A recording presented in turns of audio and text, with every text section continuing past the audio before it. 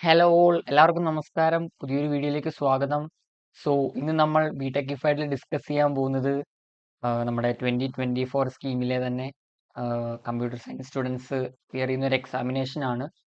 Data structures and algorithm എന്ന് പറയുന്നത് നമ്മുടെ second years S3 students.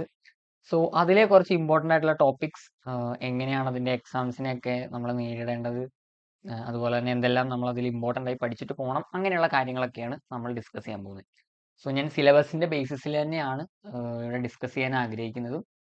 So let see എന്തൊക്കെയായിരിക്കും ഇമ്പോർട്ടൻ്റ് ആയിട്ടുള്ളത് എന്ന് നമുക്കൊന്ന് നോക്കി പോവാം. Okay, coming to the first module. ഞാൻ ഈ ഒരു വീഡിയോ ചെയ്യുന്നതിന് മുന്നേ തന്നെ ഞാൻ 2019 സ്കീം പഠിച്ച ഒരാളാണ്. 2019 സ്കീമിൽ എന്തൊക്കെ നമ്മൾ ഈ സെയിം സബ്ജക്റ്റിൽ പഠിച്ചു, എന്തൊക്കെ ക്വസ്റ്റ്യൻസ് അപ്പിയർഡ് ആയി എന്നുള്ളത് നോക്കിയിട്ടുണ്ട്. അതുപോലെ ഇപ്പം നിങ്ങൾക്കൊരു മോഡൽ ക്വസ്റ്റ്യൻ പേപ്പർ KTU തന്നെ റിലീസ് ചെയ്തിട്ടുണ്ട്. നിങ്ങൾ ആദ്യത്തെ തവണയാണ് എഴുതുന്നതെങ്കിൽ പോലും നിങ്ങൾക്ക് വേണ്ടിയിട്ടൊരു പ്രത്യേക മോഡൽ ക്വസ്റ്റ്യൻ പേപ്പർ ജനറേറ്റ് ചെയ്തിട്ടുണ്ട്. അതിൽ നിന്നുള്ളതും നമ്മുടെ ഓൾഡ് ക്വസ്റ്റ്യൻ പേപ്പേഴ്സിൽ നിന്നുള്ളതും കൂടെ കൂട്ടിയിട്ടാണ് ഞാൻ ഇമ്പോർട്ടൻറ്റ് ടോപ്പിക്സിനെ പറ്റി പറയുന്നുണ്ടാവുക. ഫസ്റ്റ് മോഡിൽ നോക്കുകയാണെങ്കിൽ നമുക്കിവിടെ 3 കാര്യങ്ങളാണ് വരിക. ഫസ്റ്റ് സെക്ഷൻ ഇതാണ് വരുന്നത്. അവിടെ നമുക്ക് കൂടുതലും ഇമ്പോർട്ടൻറ്റ് ടോപ്പിക് എന്ന് പറയാൻ പറ്റുന്ന സംഗതികൾ, first thing is time complexity എന്ന് പറയുന്ന ഒരു ടോപ്പിക് ഉണ്ട്. Time complexity. അതുപോലെ തന്നെ പിന്നെ പറയുന്ന ഒരു ടോപ്പിക്കാണ് സ്പേസ് കോംപ്ലക്സിറ്റി. ഇത് രണ്ടും ഭയങ്കര ഇമ്പോർട്ടൻ്റ് ആയിട്ടുള്ള ടോപ്പിക്കാണ്. എപ്പോഴും ചോദ്യങ്ങൾ വരാം. പ്രീവിയസിലും ചോദിച്ചിട്ടുണ്ട്. നിങ്ങളുടെ മോഡൽ ക്വസ്റ്റ്യൻ പേപ്പറിൽ ഒരു ക്വസ്റ്റിനെ തന്നിട്ട് ടൈം കോംപ്ലക്സിറ്റി കണ്ടുപിടിക്കാൻ തന്നെ പറഞ്ഞിട്ടുണ്ട്. അത് രണ്ടും ഇമ്പോർട്ടൻ്റ് ആണ്. പിന്നെ നമുക്ക് പറയാനുള്ള ഒരു സാധനം അതിൽ പിന്നെ പറയുന്നത് അസിംപ്റ്റോട്ടിക് നൊട്ടേഷൻസ് ആണ്. ഓഫ് കോഴ്സ് അതൊരു ഇമ്പോർട്ടൻറ്റ് ടോപ്പിക് ആണ്. അതിൽ നിന്ന് ലൈക്ക് മോസ്റ്റ്ലി അതൊരു തിയററ്റിക്കൽ ഏരിയ എന്ന് വേണമെങ്കിൽ നമുക്ക് പറയാം. തിയറി ബേസ്ഡ് നമുക്ക് പറയാൻ പറ്റിയൊരു സംഭവമാണ് ശരിക്കും പറഞ്ഞാൽ അസിംപ്റ്റോട്ടിക് നൊട്ടേഷൻസ് എന്ന് പറയുന്നത്. തിയറിയാണ് കുറച്ചുകൂടെ, ലൈക്ക് ആപ്ലിക്കേഷൻ ചോദ്യങ്ങളും ചോദിക്കാം. മോസ്റ്റ്ലി തിയററ്റിക്കൽ ആയിട്ടാണ് ചോദിച്ചിട്ടുള്ളത്. ലൈക്ക് എന്താണ് ബിക്കോ തീറ്റ, അല്ലെങ്കിൽ അങ്ങനത്തെ ക്വസ്റ്റ്യനുകളാണ് കൂടുതലും ചോദിച്ചുകൊണ്ടിരിക്കുന്നത്. പിന്നെ അതിൽ തന്നെ ലൈക്ക് ഇമ്പോർട്ടൻ്റ് ആണോ എന്ന് ചോദിച്ചാൽ ക്വസ്റ്റ്യൻസ് ചോദിച്ചിട്ടുണ്ട്. നിങ്ങളുടെ ക്വസ്റ്റ്യൻ പേപ്പറിലും നമ്മുടെ പഴയ ക്വസ്റ്റ്യൻ പേപ്പറിലൊക്കെ ചോദിച്ചിട്ടുള്ള ഒരു സാധനമാണ് സ്പാർസ് മെട്രിക്സ്. അതുപോലെ തന്നെ നമ്മുടെ arrays based polynomial representation using arrays എന്ന് പറയുന്ന ഒരു ടോപ്പിക്കും. അത് നിങ്ങൾക്ക് പഠിക്കാൻ പറ്റിയില്ലെങ്കിൽ പോലും ടൈം കോംപ്ലക്സിറ്റി, സ്പേസ് കോംപ്ലക്സിറ്റി പഠിക്കുക. 3 മാർക്സിനായിരിക്കും കൂടുതൽ ചോദിക്കുക. മേ ബി 5 മാർക്സിന്റെ 9 മാർക്സിന്റെ സെറ്റ് ഒരു 5 മാർക്ക് ക്വസ്റ്റ്യൻ ആയിട്ടും ചോദിക്കാം. അസിംപ്റ്റോട്ടിക് നൊട്ടേഷനും 3 മാർക്ക് സെറ്റിലാണ് കണ്ടിട്ടുള്ളത്. അവിടെ കൂടുതലും നമുക്ക് അടുത്ത 2 സെക്ഷനുകളാണ് പിന്നെ ഉള്ളത്. ഒന്ന് നമ്മുടെ സ്റ്റാക്ക് ആൻഡ് ക്യൂവിന്റെ ഏരിയ, അതുപോലെ തന്നെ ഇവാലുവേഷൻ ഓഫ് ദ എക്സ്പ്രഷൻ ഒരു പ്രത്യേക ഏരിയ ആയിട്ട് തന്നെ പറയണം. അതാണ് കൂടുതലും നമുക്ക് 9 മാർക്ക് ക്വസ്റ്റ്യൻസിന്റെ ഏരിയയിൽ പ്രതീക്ഷിക്കാൻ പറ്റിയ സംഭവം. സ്റ്റാക്ക് ക്യൂ ഇമ്പോർട്ടൻ്റ് ആണ്, എന്തായാലും പഠിച്ചിട്ട് പോകണം. അതുപോലെ തന്നെ പല തരത്തിലുള്ള ക്യൂസ് ഉണ്ട്. അതാണ് കൂടുതലും ചോദിക്കുക. ലൈക്ക് ഒരു കൊല്ലം ഇയറിൽ ചോദിച്ചൊരു ക്വസ്റ്റ്യൻ എന്ന് പറഞ്ഞു കഴിഞ്ഞാൽ സർക്കുലർ ക്യൂവിന്റെ അൽഗോരിതം എഴുതാൻ ഡയറക്റ്റ് ചോദിച്ചു. അൽഗോരിതംസ് എല്ലാത്തിൻ്റെയും പഠിച്ചിട്ട് പോകാൻ പറ്റിയാൽ ഇറ്റ്സ് എ ഗുഡ് തിങ്. എല്ലാത്തിൻ്റെയും ഇതിനോടെ മുകളിൽ എഴുതിയിടാം ഓൾ അൽഗോരിതംസ്. ഇത് പഠിക്കാൻ പറ്റുവാണെങ്കിൽ, അല്ലെങ്കിൽ ഒരു ഐഡിയ എങ്കിലും വെക്കുക, എന്തായിരിക്കും നമ്മൾ അതിൽ എഴുതേണ്ടത് എന്നുള്ളൊരു ഐഡിയ എങ്കിലും വെച്ചിട്ട് പോവാം. ഓൾ അൽഗോരിതംസ് പഠിക്കുക, ഓർ ഐഡിയ എങ്കിലും സെറ്റ് ആക്കിയിട്ട് പോവാം. Okay, circular queue, double ended queue, സാധാ ക്യൂ, അപ്പോൾ ഇതെല്ലാം പഠിച്ചിട്ട് പൊക്കോളുക. പിന്നെ ഇവാലുവേഷൻ ഓഫ് എക്സ്പ്രഷൻ ഉറപ്പായിട്ട് ചോദിക്കാൻ ചാൻസ് ഉണ്ട്. അത് അൽഗോരിതം ചോദിക്കാം, ഒരു പ്രോബ്ലം തന്നിട്ട് ചോദിക്കാം, ചിലപ്പോൾ AB അങ്ങനെയുള്ളത് ചോദിക്കാം, അല്ലെങ്കിൽ ചിലപ്പോൾ നമുക്ക് ലൈക്ക് ഡയറക്ട്ലി 2 + 3 * 6 എന്നൊക്കെ പറഞ്ഞിട്ട് ചോദിക്കാം. അത് കാൽക്കുലേറ്റ് ചെയ്യുന്നത് എങ്ങനെയാണെന്ന് വരെ കാണിക്കാനുള്ള ക്വസ്റ്റ്യൻസ് ചോദിക്കാം. അതിൽ ഒന്ന് കോൺസെൻട്രേറ്റ് ചെയ്തോളൂ. 4 ക്വസ്റ്റ്യൻ ആയിട്ട് പ്രോബബ്ലി ലൈക്ക് ഇതുവരെ ക്വസ്റ്റ്യൻ പേപ്പേഴ്സ് വന്നിട്ടില്ല. It's kind of A prediction based on what recently came or previous ഇയറിൽ വന്നത് വെച്ചിട്ടാണ് ഞാൻ ഇങ്ങനെ ഒരു പ്രഡിക്ഷൻ പറയുന്നത്. ട്രൂ ആവാം, ഫാൾസ് ആവാം, അതുകൊണ്ട് പഠിക്കാതിരിക്കരുത്. Okay, most probably stack and ക്യൂവിന്റെ സെക്ഷനിൽ നിന്ന്, അല്ലെങ്കിൽ ഈ പറഞ്ഞ ടൈം കോംപ്ലക്സിറ്റി അല്ലെ ഫ്രീക്വൻസി കൗണ്ട് എന്ന് പറഞ്ഞിട്ടൊരു സംഗതി ഉണ്ട്. അത് ചിലപ്പോൾ നിങ്ങൾക്ക് ഒരു ക്വസ്റ്റ്യൻ ആയിട്ട് പ്രതീക്ഷിക്കാം. ഓർ വെച്ചിട്ട് പിന്നെ വരാൻ ചാൻസ് ഉള്ളത് കൂടുതലും ഒരു ഇൻഫിക്സ്, പോസ്റ്റ്ഫിക്സ്, അല്ലെങ്കിൽ ഇവാലുവേഷൻ ഓഫ് ദ എക്സ്പ്രഷൻ ഒരു ക്വസ്റ്റ്യൻ ആയിട്ട് ചോദിക്കാനുള്ള ചാൻസ് ഉണ്ട്. Comes to the second module, linked list, memory management. രണ്ടും രണ്ടായിട്ട് തന്നെ എടുത്തോളൂ. രണ്ടീന്നും രണ്ട് രീതിയിലും ചോദിക്കാം. 3 മാർക്സിനും 9 മാർക്സിനും രണ്ട് ഏരിയയിലും ചോദിക്കാൻ പറ്റിയതാണ്. സോ ലിങ്ക്ഡ് ലിസ്റ്റിന്റെ കാര്യത്തിൽ ഓഫ് കോഴ്സ് രണ്ട് ടൈപ്പ് ഓഫ് ലിങ്ക്ഡ് ലിസ്റ്റുകളാണ് കൂടുതലും നമ്മൾ മെയിൻലി ഫോക്കസ് ചെയ്യുന്നത്. അതിലൊന്നാണ് സിംഗിളി ലിങ്ക്ഡ് ലിസ്റ്റ്, മറ്റൊന്ന് ഡബിളി ലിങ്ക്ഡ് ലിസ്റ്റ്. സോ രണ്ട് ലിങ്ക്ഡ് ലിസ്റ്റുകളും ക്ലിയർ ആയിട്ട് അതിന്റെ അൽഗോരിതംസ് പഠിച്ചു പോവുക. ലിങ്ക്ഡ് ലിസ്റ്റ് ഓക്കെ, അൽഗോരിതംസ് അതിന്റെ പഠിച്ചു പോകുക. ഞാൻ പറഞ്ഞ പോലെ തന്നെ അതാണ് അതിൽ കൂടുതലും ചോദിച്ചത്. ഓക്കെ, പിന്നെ അതിൽ വരുന്നത് stack and queue using linked list. So array or linked list, അതൊരു എക്സ്പെക്ടഡ് ക്വസ്റ്റൻ ആണ് 3 മാർക്കിന്. നിങ്ങളുടെ എനിക്ക് തോന്നുന്നു നിങ്ങളുടെ മോഡൽ ക്വസ്റ്റിൽ ഞാൻ കണ്ടൊരു ക്വസ്റ്റൻ ആണ് ഇത്. കൂടുതലും ഡിഫറൻസ് ചോദിക്കുക, അല്ലെങ്കിൽ ഒരു ഡിഫറൻസ് നമുക്ക് എടുത്തു കാണിക്കാൻ പറ്റിയ അറേ ആൻഡ് ലിങ്ക്ഡ് ലിസ്റ്റ് ആണ്. ലിങ്ക്ഡ് ലിസ്റ്റിന്റെ കാര്യത്തിലാണ് അവർ കൂടുതൽ ചോദിക്കുക. So stack and queue using linked list എന്ന് പറഞ്ഞൊരു ക്വസ്റ്റ്യൻ വരുമ്പോൾ പറഞ്ഞ പോലെ അത് എന്താ പറയാ, നമ്മളവിടെയും അറേ ഒക്കെ വെച്ചിട്ടാണ് ശരിക്കും സ്റ്റാക്ക് ആൻഡ് ക്യൂ പഠിക്കുന്നത്, റൈറ്റ്? സോ ഇവിടെ അത് ലിങ്ക്ഡ് ലിസ്റ്റിൽ വരുമ്പോൾ ഈ ഹെഡ് നോഡ്, ടെയിൽ നോഡ്, അല്ലെങ്കിൽ ഇടയിലുള്ള പോയിന്റിങ്, പോയിന്റേഴ്സ് ഒക്കെ എങ്ങനെയാണ് ക്ലിയർലി വരുന്നതെന്നുള്ളതൊന്ന് പഠിച്ചു പോയാൽ it's an advantage. Polynomial representation use linked list ഒരു ക്വസ്റ്റൻ ആയിട്ട് തന്നെ വരാം. സർക്കുലർ ലിങ്ക്ഡ് ലിസ്റ്റ്, ഡബിൾ ഇ സിംഗിളിയും കഴിഞ്ഞ് പിന്നെ പഠിക്കേണ്ട ഒരു സാധനം തന്നെയാണ് circular linked list. So never leave that. Circular linked list എത്തിയില്ലെങ്കിലും ഈ രണ്ടെണ്ണമെങ്കിലും പഠിച്ചിട്ട് പോവുക. ആൻഡ് ഈ പറഞ്ഞ പോലെ 3 മാർക്സിന് ഇവിടെ ചോദിക്കാനുള്ള ഒരു ചാൻസ് ഇതാണ്. അറേയും ലിങ്ക്ഡ് ലിസ്റ്റ് തമ്മിലുള്ള ഡിഫറൻസ് തന്നെയാണ് ചോദിക്കാൻ ചാൻസ് ഉള്ളത്.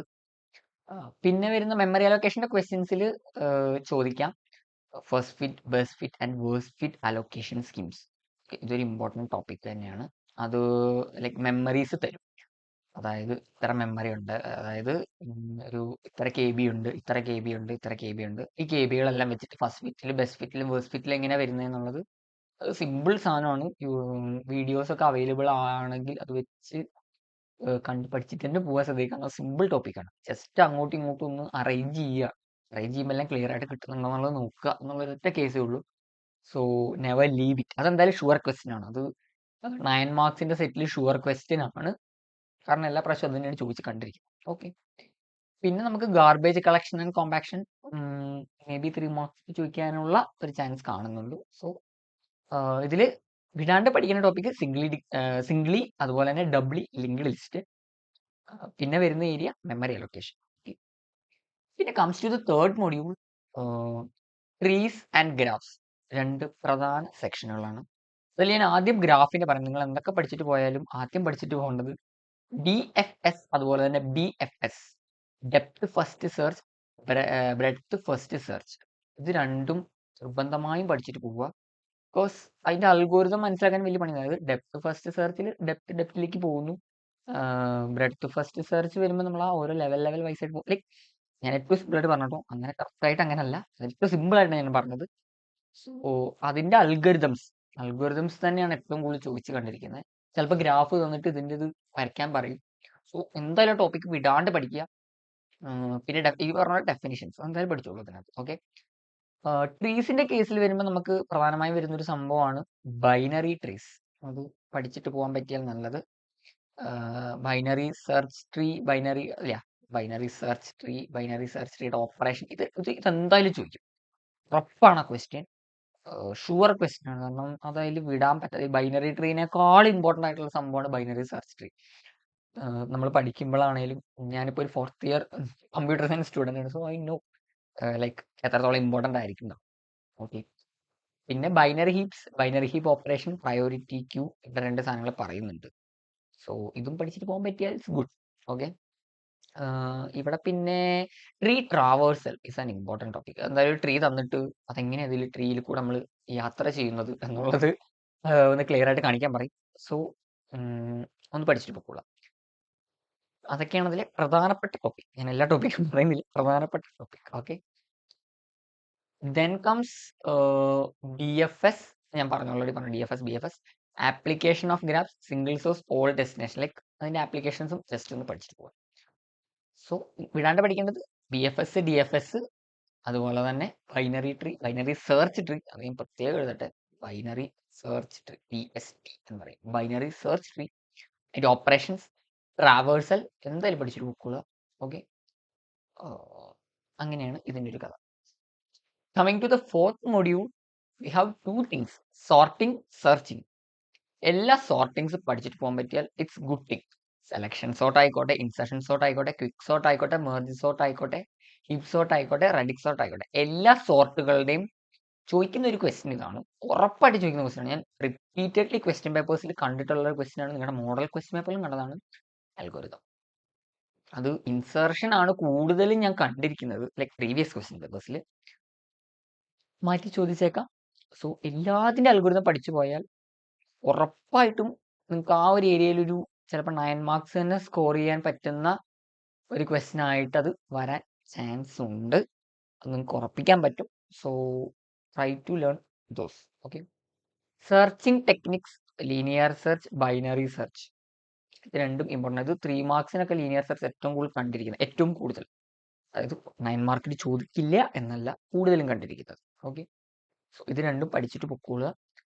ഹാഷിങ് അനദർ ഇമ്പോർട്ടൻറ്റ് തിങ് ആണ്. ലൈക്ക് കുറെ ടൈപ്സ് ഓഫ് ഹാഷിംഗ് ഉണ്ട്. സോ മാക്സിമം അത് പഠിച്ചിട്ട് പോവുക. It's an easy topic. ഒരു കീ തരും, ആ കീയുടെ ബേസിൽ നമ്മൾ അതിനെ ക്ലിയർ ആയിട്ട് അറേഞ്ച് ചെയ്യുന്ന ഒരു പരിപാടിയാണ്. സോ ഹാഷിംഗ് ഒരു ഇമ്പോർട്ടൻറ്റ് ടോപ്പിക്കാണ്. എന്തായാലും പഠിച്ചിട്ട് പോകാൻ പറ്റിയാൽ അത്രയും നല്ലത്. ഓക്കെ. അതിന് mid square division, folding digit analysis ഒക്കെ അതിൻ്റെ പാർട്ടായിട്ട് വരുന്നതാണ്. Collision resolution, linear probing, quadratic probing, double hashing, open hashing. അതും ഹാഷിങ്ങിൽ നിന്ന് വരുന്ന വേറൊരു, അതായത് കൊളീഷൻ നമ്മൾ സെർച്ച് കീ വെച്ച് ചെയ്യുന്ന സമയത്ത് ചില സമയത്ത് നമ്മൾ ഇൻഡെക്സിലേക്ക് ഹാഷ് ചെയ്യും. നമ്മൾ ഇൻഡെക്സിന്റെ ബേസിസിലാണ് വർക്ക് ചെയ്ത് ഹാഷ് ചെയ്യുമ്പോൾ ചില സമയത്ത് ഒരേപോലെ വന്നേക്കാം. ലൈക്ക് ഒന്നിൽ കൂടുതൽ എലമെന്റ്സ് ഒരിടത്തേക്ക് വരാം. സോ അതിന് പറയുന്ന പേരാണ് കൊളീഷൻ. സോ അത് സോൾവ് ചെയ്യാൻ ഈ പറഞ്ഞ മെത്തേഡുകളൊക്കെ നമുക്ക് ഉപയോഗിക്കാം. സോ ഇതും ചോദിക്കാൻ ചാൻസ് ഉണ്ട്. പിന്നെ DS എക്സാമിൽ ഞാൻ നിങ്ങളുടെ ക്വസ്റ്റ്യൻ പേപ്പറിൽ കണ്ടതും പഴയ ക്വസ്റ്റ്യൻ പേപ്പറുകളിൽ കണ്ടിട്ട് ലൈക്ക് ഇതുവരെ വരാത്തതുമായ സംഭവമാണ്. അൽഗോരിതംസ് മാത്രമല്ല ചോദിക്കുന്നത്, അൽഗോരിതം ചോദിക്കുന്നുണ്ട് ചില ക്വസ്റ്റ്യൻസിൽ. മോഡൽ ക്വസ്റ്റ്യൻ പേപ്പറിലാണോ, നമ്മുടെ പ്രീവിയസിൽ ചോദിച്ചിട്ടില്ല. പ്രോഗ്രാം തന്നെ എഴുതാൻ പറഞ്ഞിട്ടുണ്ട്. ആൻഡ് സംതിങ് എനിക്ക് തോന്നുന്നു 4th മൊഡ്യൂളിൽ ഒരു ടെക്സ്റ്റ് ഫയലൊക്കെ ക്രിയേറ്റ് ചെയ്തിട്ടൊരു ക്വസ്റ്റ്യൻ ചെയ്യാൻ പറഞ്ഞിട്ടുണ്ട്.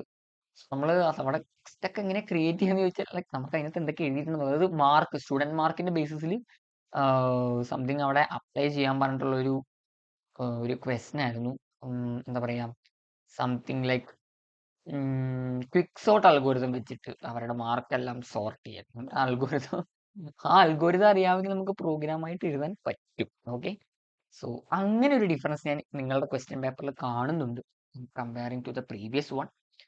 സോ അങ്ങനെ ഇപ്പം അൽഗോരിതം പഠിക്കുക, ഓട്ടോമാറ്റിക്കലി നമുക്ക് പ്രോഗ്രാം കിട്ടേണ്ടതാണ്. ഓക്കെ. അപ്പോൾ പ്രോഗ്രാം പറ്റിയില്ലെങ്കിലും അൽഗോരിതം എങ്കിലും എഴുതി വെക്കുക, കാരണം നമ്മുടെ സബ്ജക്റ്റ് അതായതുകൊണ്ട്. ഓക്കെ. സോ ഈ പറഞ്ഞ കാര്യങ്ങളെല്ലാം ശ്രദ്ധിക്കുക. പിന്നെ പേടിക്കേണ്ട ആവശ്യമില്ല. DS എക്സാമിൽ ഈ പറഞ്ഞ പോലെ ഈ പറഞ്ഞ സാധനങ്ങളെല്ലാം നിങ്ങൾക്കിനി അടുത്തടുത്ത സെമ്മുകളിൽ, അടുത്തടുത്ത ഇയറുകളിൽ നെവർ എൻഡ്സ് ഇൻ ബിടെക്. ഇത് ബിടെക്കിൽ എൻഡ് ചെയ്യില്ല. നിങ്ങൾക്ക് നിങ്ങളുടെ ജോലി കിട്ടുന്ന സമയത്ത് ഒരു ഇന്റർവ്യൂ വരുമ്പോൾ, പ്ലേസ്മെന്റ് വരുമ്പോൾ നമ്മൾ പഠിച്ചിട്ട് പോകേണ്ട സബ്ജക്ട്സിൽ ഒന്നാണ് ഡാറ്റാ സ്ട്രക്ചർ.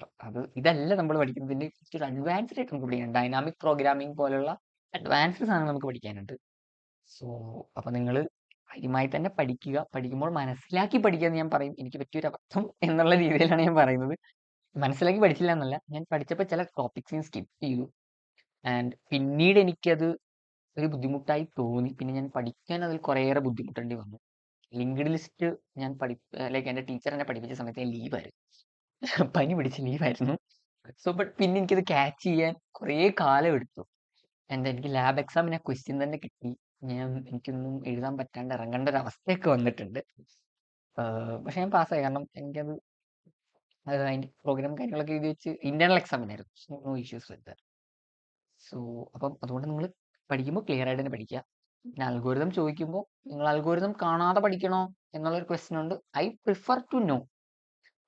നിങ്ങൾ കാണാതെ പഠിക്കരുത്, ബട്ട് അവിടെ ഇവിടെയും എന്താ പറയാ, ലൈക്ക് ആ ലോജിക്ക് ക്ലിയർ ആക്കണം. നമുക്കിവിടെ ലോജിക്കിനാണ് ഇമ്പോർട്ടൻസ്. സോ ലോജിക്ക് ക്ലിയർ ആക്കി പോവുക എന്നുള്ളതാണ് ഇതിൽ പറയാനുള്ള ഒരു കാര്യം.